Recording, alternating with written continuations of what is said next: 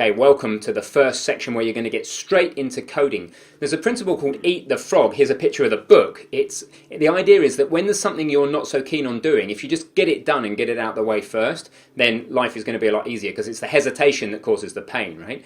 So scripting, we've noticed with beginners, is one of those things. They tend to fiddle around with all the pretty stuff in Unity and then avoid the scripting. So sorry, in this course, we're not avoiding the scripting. We're going straight in there. In fact, all we're doing in this Number Wizard console game is scripting. So we're going to get you straight through the difficult bit, give you a fantastic programming foundation in C#, and it's also going to be translated to Boo and Unity script, and then from there we'll start to look at opening Unity up for you in the future sections. So Brice, what is Number Wizard console and what are they going to be doing? Well, it's a guess the number game. You pick a number in your head and the computer will guess the number for you.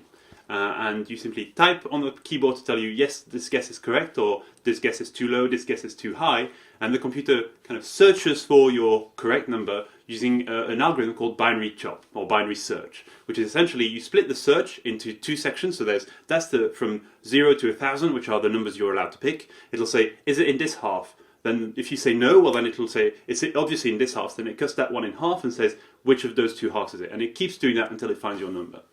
And it's, yeah. And it's pretty surprising how quickly it can get to it. So, I mean, if you had a number between 1 and a billion, 2 to the power of 32 is over 4 billion. So in about 30 guesses, it could guess a number between 0 and a billion, which is pretty impressive, actually. It homes in on the number pretty quickly.